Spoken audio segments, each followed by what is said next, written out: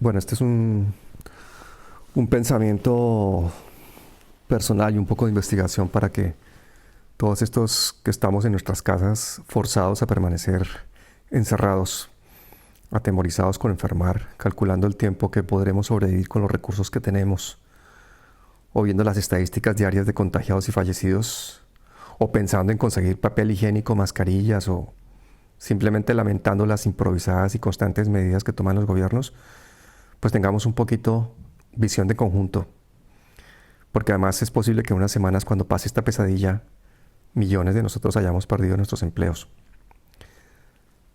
Yo creo que es importante que nos preguntemos qué está realmente pasando allá afuera. ¿Cómo empezó todo esto? ¿Quién está detrás? No se trata de hacer teorías conspirativas. Veamos hechos, tengamos el valor de ver estas realidades. Porque la verdadera tragedia de nuestras sociedades cada vez más infantilizadas y manipulables es repetir la historia por miedo o por comodidad. La realidad del ignorante pues es como una copia pasada de mano en mano de una caricatura. Eso nos impide el análisis y la toma de decisiones que llevaría a cambiar nuestro destino. Por eso quiero compartir un poco con ustedes pues cosas que he estado viendo estos días investigando. Pensemos que esta expansión de coronavirus por Europa coincide y su cierre de fronteras y el confinamiento de las personas en sus casas coincide con los ejercicios militares Europa Defender 2020 de la OTAN, en la que 30.000 soldados norteamericanos han desembarcado en suelo europeo y se suman a otros 7.000 soldados locales para simular una respuesta a una hipotética amenaza. Eso es un mensaje claro, especialmente para Rusia, pero también para China, que son los otros dos ejes del nuevo orden tripolar que hay en el planeta. Esta demostración de fuerza del imperio norteamericano y de la OTAN, que es su brazo armado, pues intenta paliar su decadencia económica y geopolítica. El imperio decadente busca una medida desesperada que vuelva a poner el equilibrio de fuerzas y de terrores a su favor. Es necesaria una terapia de choque. Necesitan resetear el sistema financiero internacional a su favor. Y eso solo es posible con una guerra mundial, un cataclismo planetario o con una pandemia. Allí es cuando aparece como por arte de magia el coronavirus. Bueno, arte de magia no, porque ya se empiezan a acumular las evidencias científicas de que el COVID-19 se originó en Estados Unidos. Eso ya lo van mostrando publicaciones de epidemiólogos japoneses y taiwaneses. Veamos esto.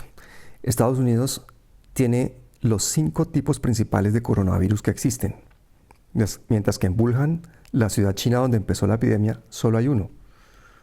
Lo que mucha gente ignora, y es cuando ya se nos empieza a poner la piel de gallina, es que justo en Wuhan, en esa ciudad china, se celebraron en octubre del 2019 los 7º Juegos Militares Mundiales, que participaron 9.600 atletas de 104 países.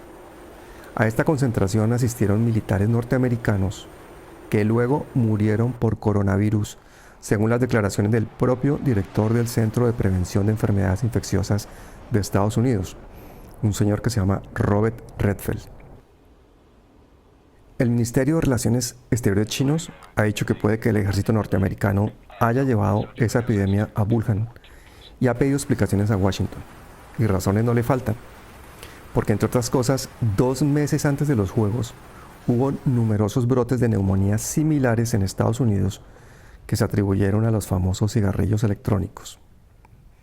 Lo curioso es que unos días antes, el Centro de Control de Enfermedades Infecciosas de los Estados Unidos había ordenado cerrar uno de los principales biolaboratorios militares del país, ni más ni menos que el de Fort Detrick en Maryland, alegando problemas con la disposición de material biológico peligroso.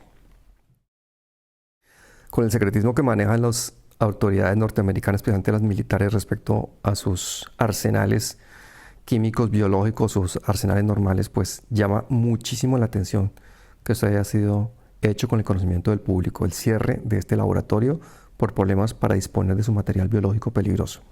Y que todo esto haya coincidido precisamente con las neumonías atípicas que se le atribuyen a los cigarrillos, la posterior realización de los juegos, etcétera, etcétera.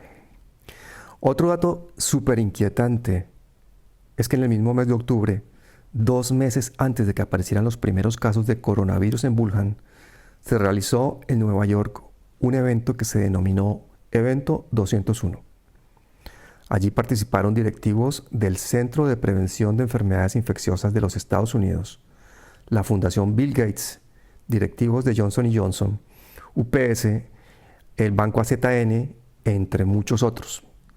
El propósito de esa reunión era simular una pandemia por coronavirus y ver sus repercusiones a todo nivel. Dejamos un momento esto allí y ahora veamos qué ha pasado en la economía. La pandemia ha sido un oportuno torpedo a la línea de flotación de la economía china, en plena guerra comercial con Estados Unidos. Pero la guerra económica no es solo contra China. Recordemos que Washington lucha desesperado por mantener el dólar como patrón mundial para la compra de petróleo y de materias primas. Eso fue una medida que implantó la administración de Nixon en la década de los 70. Con esta medida, Nixon lo que hizo fue básicamente declarar al país en impagos y pasar el sistema a un sistema basado en el petrodólar, porque era un sistema que ya no se podía respaldar en el oro.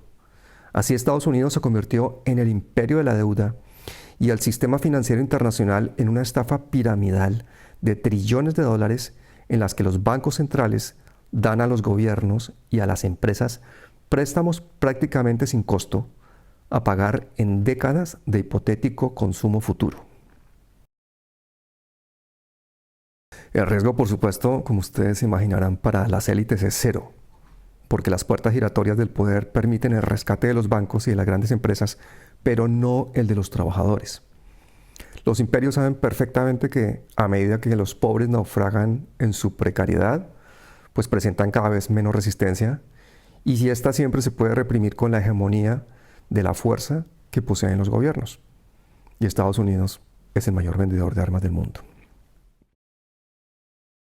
Países enteros que empezaban a movilizarse con valor y dignidad para recuperar algo de bienestar social tras 50 años de neoliberalismo salvaje y opresión, como es el caso del narcoestado colombiano, gobernado a la fuerza por terratenientes, narcotraficantes y políticos corruptos, han tenido que suspender sus marchas de protesta y quedarse en casa viendo cómo se agrava su crisis económica familiar.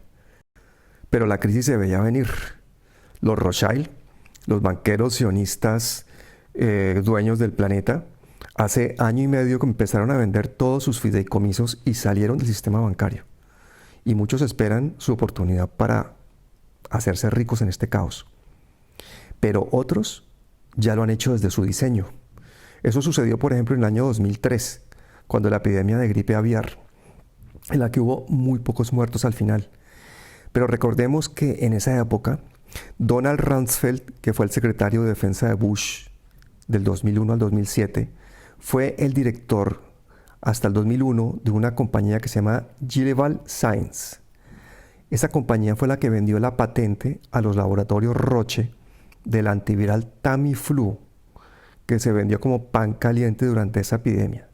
Era de dudosa efectividad, pero solamente en los Estados Unidos facturó más de 2 billones de dólares.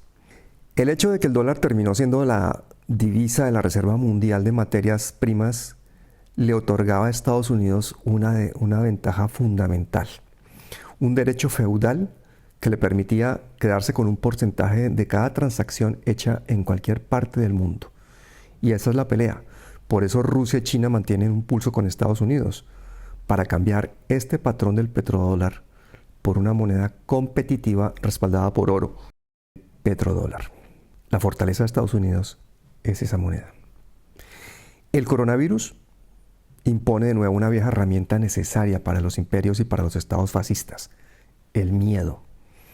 El desplome de las bolsas y los mercados crea pobreza e incertidumbre. El despido masivo de millones de trabajadores sucede al mismo tiempo que los directores generales de las grandes multinacionales dimiten en masa y se van con sus bolsas de dinero a sus paraísos privados. Los especuladores compran a precio de ganga todo tipo de bienes, mientras que los pequeños y medianos empresarios se van a pique. La clase media se contrae, se acumula más riqueza en menos manos y crece la desigualdad por todo el mundo. Los dueños del mundo le dirán a sus títeres con la excusa de reactivar la economía mundial que rescaten a la banca y a las empresas, que son demasiado grandes para caer. Eso pasó en la crisis financiera del 2008 y nuevamente seremos todos los que pagaremos los platos rotos y no los responsables de esas crisis. Esos se van a hacer más ricos. El oportunismo llama a todas las puertas. De hecho, Trump ofreció, por ejemplo, $1.000 millones a los científicos alemanes de una prestigiosa empresa de vacunas que se llama CureVac, que está liderando los esfuerzos en el desarrollo de una vacuna contra el coronavirus. Pero la oferta de Trump era para su uso exclusivo en Estados Unidos. Por supuesto, la empresa rechazó la oferta, dijo que la vacuna debía estar disponible para todo el mundo. A partir de entonces, la Casa Blanca ha empezado a hacer una gran propaganda a favor de una empresa norteamericana que se llama Moderna, que dicen que está desarrollando también una vacuna. Y eso ha disparado las acciones de esa empresa en Wall Street. Pero no hay nada más incómodo que un defensor de derechos humanos o un historiador riguroso para el poder. O todavía peor, una fuente de información independiente como Julian Assange, como Snowden. Este es un mundo gobernado por señores de la guerra y multinacionales. Y personajes como los ambientalistas brasileños o los líderes sociales colombianos son considerados peligrosos. Con el coronavirus, como con todos los temas trascendentales, la mayoría se conforma con las versiones oficiales y la histeria colectiva hace el resto. El individuo piensa, el rebaño no. La muchedumbre, de hecho, es fácil de distraer y de asustar. Basta un ruido fuerte para que haya una estampida, un linchamiento o surja un mesías. Desde que apareció la pandemia de coronavirus, ya casi no se habla de reivindicar libertades ni de luchar contra las injusticias. Fue una terapia de choque súper efectiva. El rebaño aterrorizado no ve escapatoria. Cada individuo se conforma ahora con sobrevivir y no duda o no dudará en pisotear a otros. La manada dividida es perfecta para que empiece la carnicería. Espontánea o deliberada, con la pandemia gana la élite y pierde el mundo entero. Un mundo contra el que durante décadas se ha usado un arma mucho más letal, que se ha cobrado millones de vidas en todo el planeta, que ha destruido el estado de bienestar de toda una generación y ha condenado a la pobreza a países enteros. Estoy hablando del neoliberalismo. El coronavirus puede ser el intento de reintroducir el imperio norteamericano a cualquier precio.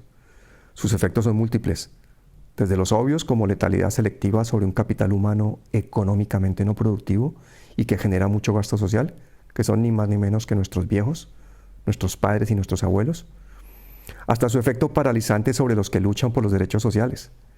El ensordecedor ruido oculta la voz de quienes luchan contra el poder y la codicia y nos obliga a todos a refugiarnos, como en los tiempos de las cavernas. Pero lo peor de todo es que de nuevo es para protegernos de los depredadores, en la seguridad de nuestros seres más cercanos. De nuevo es para fortalecernos, para poner a punto nuestras hachas, pero también nuestros pinceles, para planear estrategias de supervivencia en grupo mientras pintamos.